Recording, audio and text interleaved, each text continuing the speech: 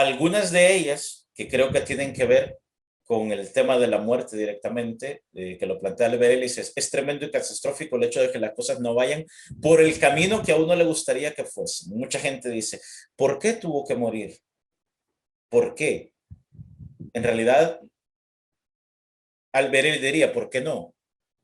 Agradable no es, está claro, pero ¿qué puedes hacer? Una vez está consumado el hecho, ¿por qué tiene que ser tremendo y catastrófico?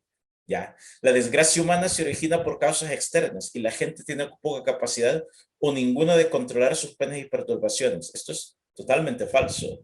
¿Ya? La vivencia del sufrimiento es interna, totalmente interna. La experiencia es interna. Bueno, de hecho, para algunos, ya la muerte puede ser ciertamente un golpe durísimo, pero para otros es como un boleto ciertamente al más allá, ¿verdad? Es como la búsqueda de la libertad en cierto modo. O sea, solo la semana pasada, por ejemplo, en El Salvador hubieron 5 suicidios de jóvenes. Y ahí decimos, ¿por qué lo hacen? Entonces, ok. Bueno, invariablemente siempre existe una solución precisa, correcta y perfecta para los problemas humanos. No es así, ¿verdad? Y que si esta solución perfecta no se encuentra, sobreviene la catástrofe. En realidad, este mayor miedo, que es el miedo a la muerte, yo creo que cuando suceden experiencias como esta de la pandemia, evidentemente nos pone sobre la mesa la importancia de resolver estas situaciones. ¿Ya? Porque en realidad, como dice el filósofo español Fernando Savater, o sea, nacemos enfermos de la muerte, puesto que desde que nacemos sabemos que vamos a morir. Y vivimos a lo largo de nuestra vida ajenos a esta experiencia tan vital y tan intrínseca a la propia condición humana y a la propia condición biológica. Entonces, no podemos seguir viviendo de espaldas a esto. Evidentemente, tampoco quiere decir que voy a pasar pensando todos los días en que me voy a morir, pero no se puede vivir así. Yo he impartido algunos cursos de tanatología, por ejemplo, y es fascinante ver y entender por qué sucede la muerte. Es más, la muerte a nivel biológico evolutivo es hasta necesaria, es indispensable. Si no, imagínense si fuéramos eternos, ¿ya? No cabríamos ya en el planeta. De todas las personas que estarían desde el primer ser humano que existió. Y luego, ¿qué hay de aquellos seres humanos que no se caracterizaron, por ejemplo, por ser tan bondadosos con los demás? Y pongamos de ejemplo a Hitler, por ejemplo. Imagínense un Hitler eterno. O sea, es que ya se hubiera destruido el planeta. Y luego, con la muerte, permitimos modificarnos biológicamente porque hay una mejora. De hecho, el proceso de reproducción celular de la meiosis y la mitosis que se da luego de los 25 o 28 años, que es cuando comienza la vejez biológica, ya ese proceso de reproducción ya va con déficit para las mejoras adaptativas. Si no, la evolución, el concepto de evolución no podría existir. Seríamos así como el primer Homo sapiens, es que ni siquiera se hubiera llegado a Homo sapiens, no hubiéramos llegado ni a monos, no hubiéramos llegado ni a mamíferos, vaya, si no existiera la capacidad de mejora. Y todas esas cosas las posibilita la muerte. Entonces, hay aspectos interesantes aquí sobre los cuales discutir. La siguiente, por favor.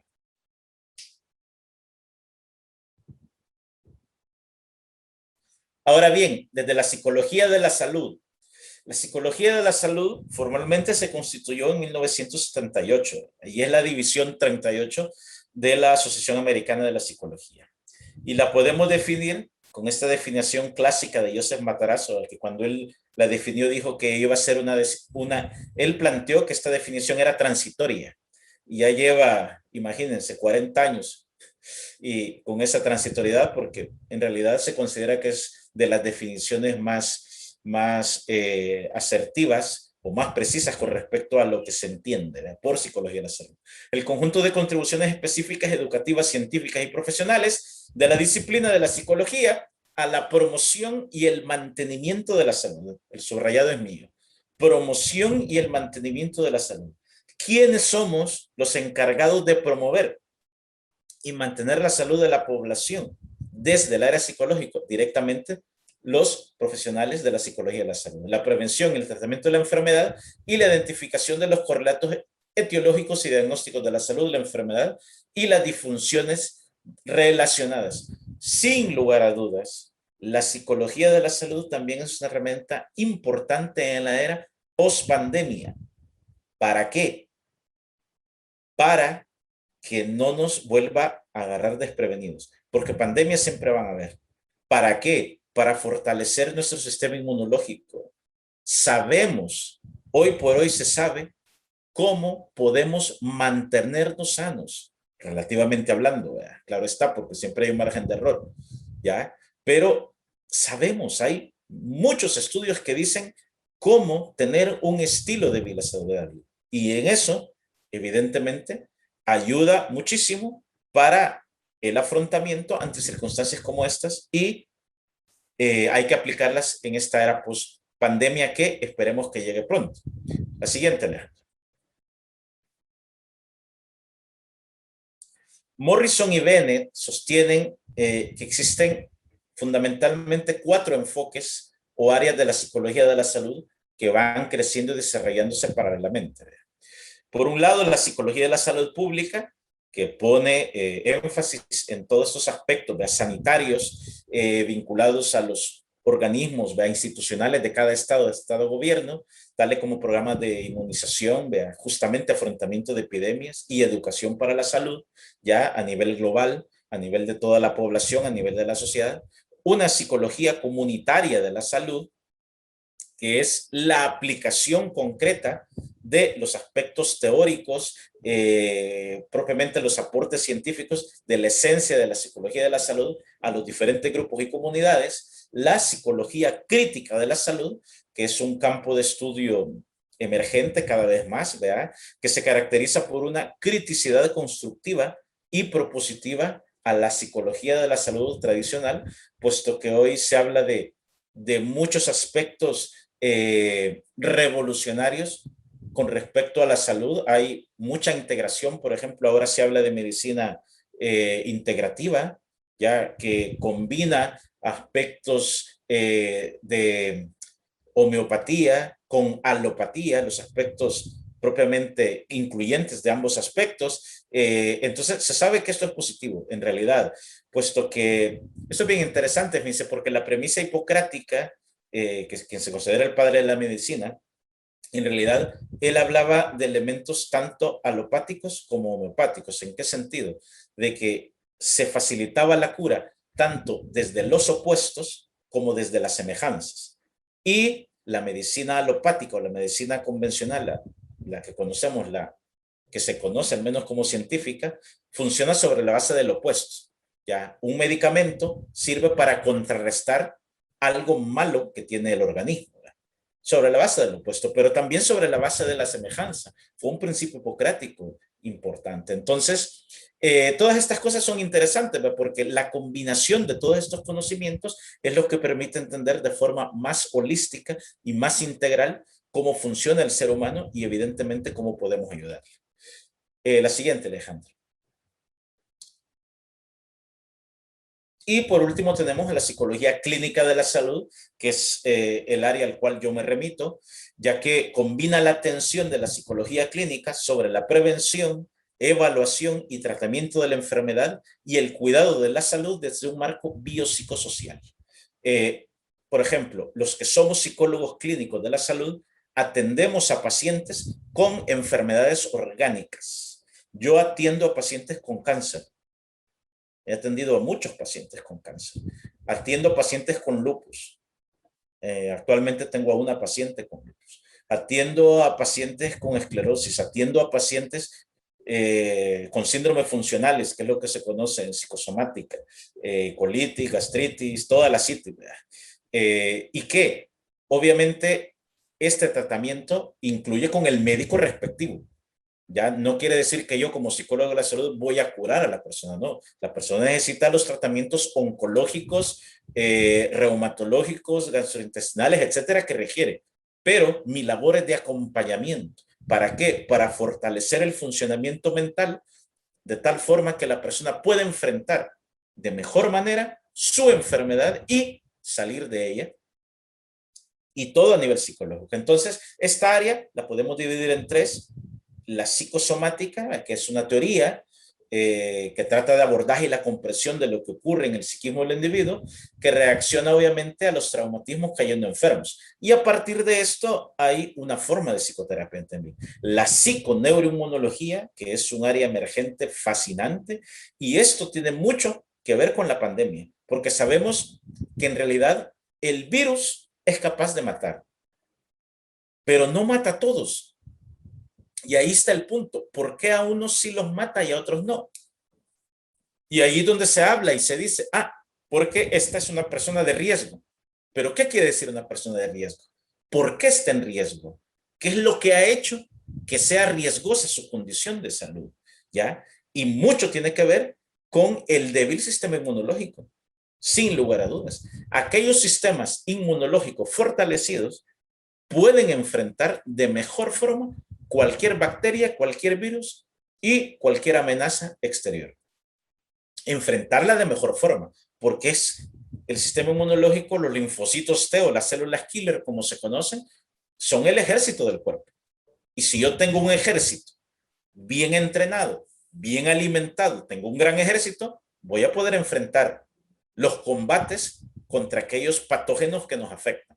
Pero si yo tengo un mal ejército, si yo no lo alimento, si yo no lo entreno, si yo, etcétera, pues obviamente cualquiera que me invada me va a destruir. Y eso es lo que sucede. Entonces, y hay una conexión directa entre sistema nervioso central, ya sistema endocrino y sistema inmunológico. Hay muchos estudios científicos que hablan de eso. Y la psicología, evidentemente, tiene mucho que ver para ello. De ahí la psiconeuroinmunología. Bueno, y luego la psicooncología, que en realidad se desprende de la psicosomática, pero como es un área tan grande, que ya tiene, digamos, su propia especialidad por sí misma, ¿verdad? Que se dedica a la prevención, diagnóstico, evaluación, tratamiento, rehabilitación, cuidados paliativos y toda la etiología del cáncer, ¿verdad? Es un área muy, muy interesante que evidentemente tiene muchas implicaciones para esta realidad que se vive en la actualidad, ya que el cáncer suele ser una de las causas de muerte más altas en el mundo. Ya. Bueno, la siguiente, Alejandro.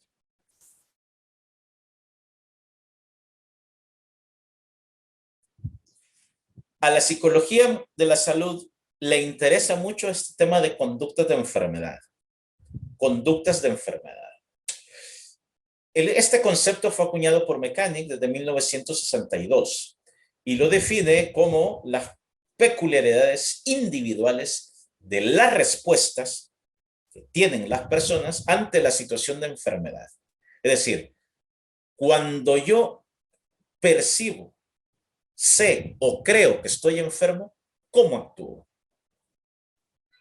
Y esto es importante estudiarlo y es importante educar a la gente para no reaccionar de forma desadaptativa ante esto. ¿Ya? ¿Por qué? Porque la forma en la que cada persona responde a los indicadores corporales de su malestar o de su enfermedad es distinta. He tenido pacientes, evidentemente, que cuando descubren que tienen cáncer, pues sí, casi todos reaccionan con shock, ¿verdad? Porque la gente también entiende cáncer como muerte y eso también es falso, no es así. Cáncer no quiere decir muerte, ¿ya? Evidentemente, obviamente, si yo no hago cosas para prevenirlo o para tratarlo a tiempo, pues me voy a morir con prontitud de ello. Entonces, las conductas de enfermedad es importante estudiarlas porque tiene que ver con los esquemas que tenemos sobre ellos y la forma en la que vamos a actuar ante ellos. ¿Ya? Entonces, esto posibilita o imposibilita la recuperación. ¿Por qué? Porque el componente psicológico está presente siempre, siempre, siempre, siempre en todas las enfermedades. En todas, en todas. De hecho, las enfermedades, desde la psicosomática, se clasifican en reacciones psicosomáticas anormales, en síndromes funcionales y en psicosomatosis, que son las enfermedades más graves.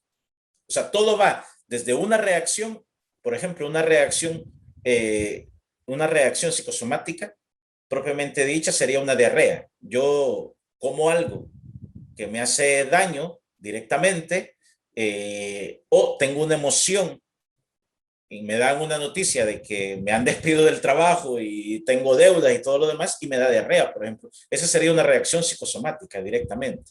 Los síndromes funcionales es cuando ya los órganos empiezan a funcionar mal, ¿ya? Ahí hablamos ya de, pues sí, los sistemas digestivos, respiratorios, circulatorios, etcétera.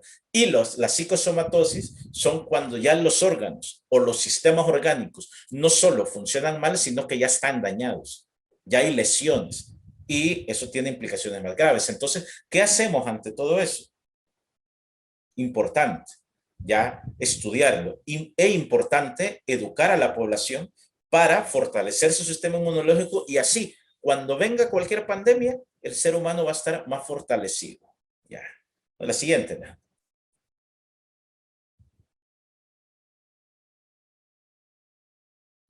Joseph Matarazzo habla de las conductas de salud como la antítesis a las conductas de enfermedad que vimos antes. Y se refiere a los esfuerzos de las personas por reducir sus patógenos conductuales y practicar conductas, y esa es la palabra clave, que sirvan como inmunógenos conductuales. Las personas, los seres humanos, podemos inmunizarnos a nivel conductual, podemos vacunarnos a nivel conductual. Así como son importantes las vacunas a nivel biológico, a nivel físico, también son importantes a nivel conductual. Hay inmunógenos conductuales y al respecto se ha investigado de que existen varios comportamientos que reducen el riesgo de enfermar. Es decir, si todas las personas tomáramos en cuenta estos 7 aspectos que están ahí planteados, la probabilidad de que enfermemos es muchísimo menor. Y tiene que ver con conductas, tiene que ver con comportamientos. Básico, dormir 7 u 8 horas diarias. De rigor, de rigor. ¿Por qué? Porque el ser humano necesita descanso, el organismo necesita descanso, necesita regenerarse. Y si duermo muy poco, no me estoy regenerando. La fatiga a nivel biológico, a nivel mental, está presente y me estoy acortando años de vida. Fíjense que hay estudios científicos que se han hecho sobre aquellas personas que se desvelan. Por ejemplo, los vigilantes que trabajan, que tienen turnos y que duermen poco o que no tienen un ciclo sueño-vigilia regulado. Es decir, la formación reticular, que es la estructura cerebral que tiene que ver con la regulación del ciclo sueño-vigilia, está totalmente alterado. Pues esas personas viven menos, envejecen más pronto y mueren más pronto. Todo por un sueño, digamos, no saludable. Desayunar diariamente. Hoy, con el ritmo de vida que tenemos en la posmodernidad, o sea, salimos corriendo de nuestros trabajos, ¿verdad? Medio nos levantamos, vamos la prisa, el tráfico y no desayunamos. Un café, mucha gente solo un café. Y en el camino, cuando llega el trabajo, como puedo. Y el desayuno es el alimento más importante porque es el que provee energía a todo el organismo el resto del día. A diferencia de la cena, que es lo que en Latinoamérica al menos solemos hacer más frecuentemente, cenar mucho. Fatal. Ya en realidad tendríamos que comer por lo menos 2 o 3 horas antes de dormir. Y a veces lo hacemos ya casi sobre la hora de ir a la cama. No comer alimentos entre comidas.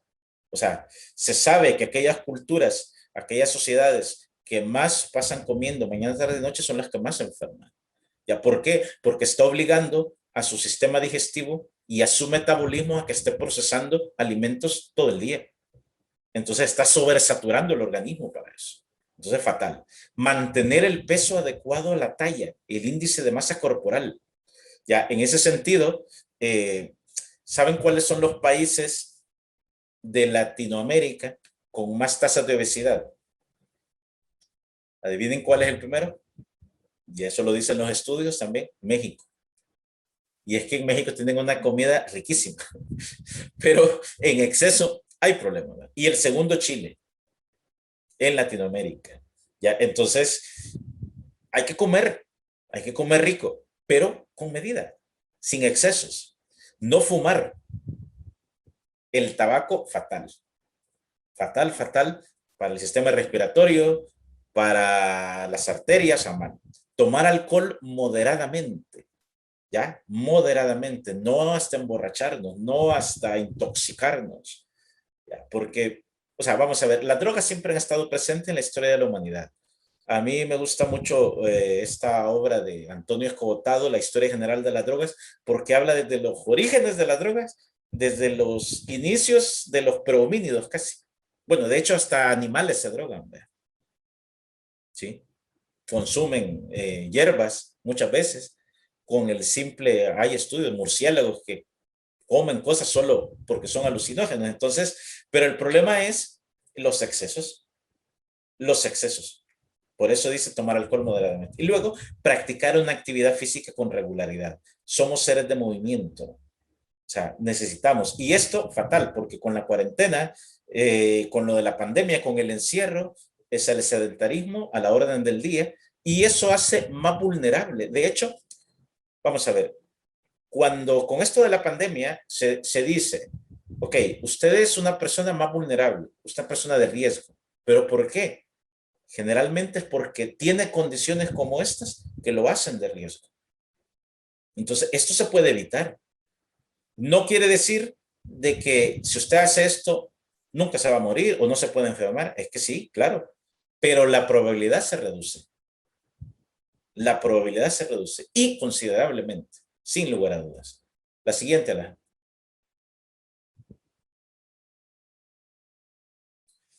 La Organización Mundial de la Salud ciertamente habla también de la promoción de la salud y esta es una labor importante para los psicólogos clínicos y de la salud. ¿Por qué? Porque consiste en capacitar a la población para que aumente el control sobre su propia salud y la mejore. Algunos de estos componentes de promoción de la salud son cambiar conocimientos y creencias de que tenemos que vivir de forma más sana, modificar actitudes y los valores que tenemos con respecto a la salud y la enfermedad, que esto también es fundamental. Aumentar la capacidad para tomar decisiones. O sea, ¿soy yo quien se quiere mantener sano o soy yo a quien no le importa? Es decir, si yo no me cuido, me voy a enfermar. ¿Y por qué voy a ser responsables a los demás de esa enfermedad? Ya, si soy yo quien debo tomar la decisión de cuidarme, soy yo quien quiere vivir bien o con tranquilidad. Cambiar comportamientos, evidentemente, con el estilo de vida sedentario, alimenticio, etcétera. Establecer ambientes sanos, y a nivel psicológico, a nivel social. Conseguir cambios sociales, culturales hacia la salud y favorecer la capacidad y el poder de individuos, grupos y comunidades. Porque a la larga, la responsabilidad es de todos. La responsabilidad de un mal manejo de la pandemia o de un buen manejo de la pandemia no solo es de los gobiernos o de los estados los que dirigen. Por ahí comienza, pero no solo es ahí, es de todos. Todos con una pequeña labor. De tal forma que la promoción de la salud implica una acción educativa, persuasiva y motivacional. Es que miren, es una maravilla, de verdad, estar relativamente sano. ¿Ya? Yo sé, o sea, se los digo, yo voy a cumplir 48 años en agosto y yo no tengo ninguna enfermedad grave que altere mi cotidianidad. No soy hipertenso, no soy diabético, no tengo nada. Pero ¿qué pasa? Trato de alimentarme bien, o sea, soy psicólogo de la salud, el colmo sería, hago ejercicio, siempre fui deportista, duermo 8 horas, cuido mucho el sueño, trato de desarrollar una filosofía racional de vida, de no sobresaturarme o sobreestresarme, y esto que atiendo 30 pacientes semanales, aproximadamente en mi clínica, doy cátedras, tengo un equipo de investigación y hago un montón de cosas, ¿no? Tengo una esposa, tengo hijos, o sea, pero hay que tratar de combinar y armonizar todas estas cosas, ¿ya? Y es una maravilla decir, sí, estoy bastante sano. Y no solo lo estoy, sino sentirse sano. Es fascinante. Entonces, ¿por qué no educar a los demás para que puedan vivir estas sensaciones tan fascinantes, ¿ya? Entonces hay que educar para la salud. La siguiente, Alejandro. Que ya vamos a ir terminando, por cierto. Entonces, esta promoción de la salud implica una educación para la salud.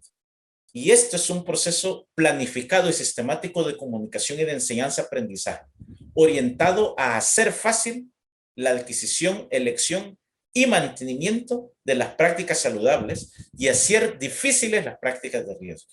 En realidad, ¿por qué es tan difícil cuidarse? Porque simplemente no estamos educados para ello. Si estuviéramos educados para ellos, no sería difícil. No sería difícil. ¿Por qué a mucha gente le cuesta tanto hacer una dieta? ¿Por qué a mucha gente le cuesta tanto hacer ejercicio? Porque no ha sido educado, socializado, instruido, entrenado para ello. Hemos sido entrenados para no cuidarnos. Hemos sido entrenados para afectar nuestro organismo. Por eso es que somos personas de riesgo para epidemias, para pandemias y para cualquier cosa. Pero si nos cuidamos, si nos educamos, si nos reentrenamos, nos reseteamos, esto se nos va a hacer fácil.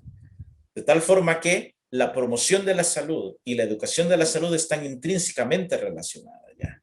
Y también la promoción de la salud implica cualquier combinación de educación para la salud y acciones de tipo organizativo, legislativo o normativo. ¿Ya? De tal forma que la promoción de la salud también conlleva una acción política.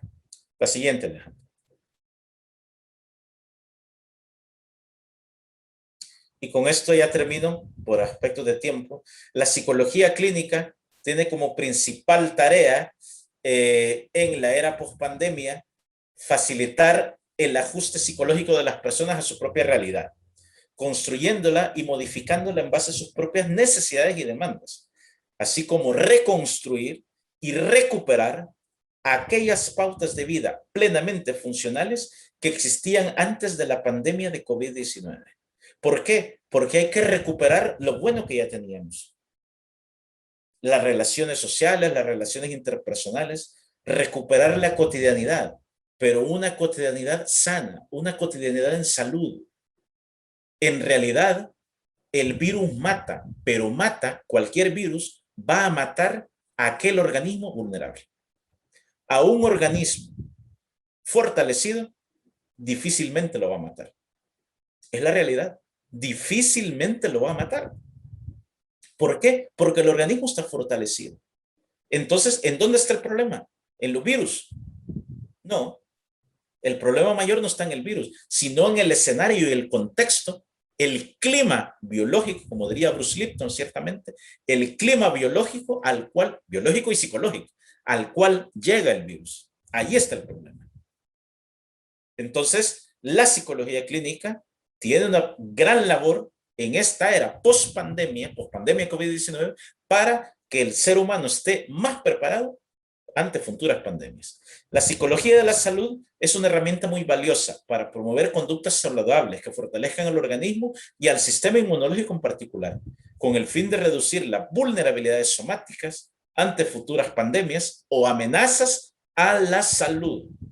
Y por último, los profesionales de ambas disciplinas, tanto psicología clínica como psicólogos de la salud, que en mi caso yo soy de ambos, clínico por el máster y de la salud por el doctorado, deben empoderarse y exigir a los estados y a los diferentes actores que rigen el rumbo de la sociedad para que prioricen los recursos psicosanitarios en aras de una mejor calidad de vida.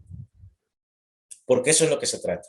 De nada sirve vivir muchos años mal, con achaques, con enfermedades, o sea, ¿para qué? ¿Ya? Actualmente a nivel genético se está trabajando en la manipulación de los genes para prolongar la vida, pero el punto no es tanto prolongar la vida, sino qué tipo de vida. Ahí está la clave, ahí está el meollo del asunto. Entonces, con esto termino. Espero que en algo haya sido de utilidad esta presentación. Muchas gracias. Muchas gracias, Wilber.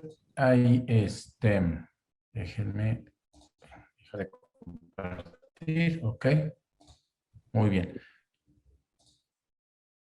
Muchas gracias. Es que bastante interesante por esta cuestión hasta filosófica Claro, ahí veo de, que el sí, colega claro, Próspero estaba poniendo un aforismo hasta de esta Séneca, cuestión. sin Sí, lugar no, a no, dudas. no, la verdad es que hay mucho que preguntar y cuestionarse sobre la forma en cómo lleva uno su salud psíquica y física. Ahora Claro. abarcaste las dos cosas. Mm, No tenemos mucho tiempo para preguntas, pero aquí Oscar te pregunta algo. Te lo voy a leer. Dice, mi querido adelante. Wilber, tendemos a dar sugerencias e indicaciones para mejorar desde hábitos de sueño como alimentarios. Sugerimos muchas cosas, pero casi nunca decimos cómo hacerlo. ¿Quieres compartir cómo propones que aterricemos las sugerencias? Sí, yo creo que hay que hacerlo en orden. Primero, conocimiento, saber, entender, ya acceder a la información y a la formación. Ujú, Primer paso. Segundo paso, entrenarnos. Y este entrenamiento perfectamente con modificación conductual, desde unas aproximaciones sucesivas, es decir, poco a poco. Generalmente, con los pacientes, por ejemplo, que atiendo con enfermedades, se hace un programa para ir poco a poco cambiando pequeños hábitos, alejándose de los hábitos negativos y adquiriendo hábitos positivos. Por ejemplo, hacer ejercicio. No me parece que es la mejor indicación. Sí, a partir de mañana todos los días va a estar 2 horas en el gimnasio. Mentira. Alguien que nunca ha hecho ejercicio no lo va a hacer así. Comenzamos 2 días a la semana que caminen. Ya, a la siguiente semana se le ve, caminó 2 días a la semana, sí, caminó media hora. Es un logro, 2 días a la semana, caminar. La siguiente semana ya no van a ser 2 días, van a ser 3. En un mes va a ser 4, así, sucesivamente.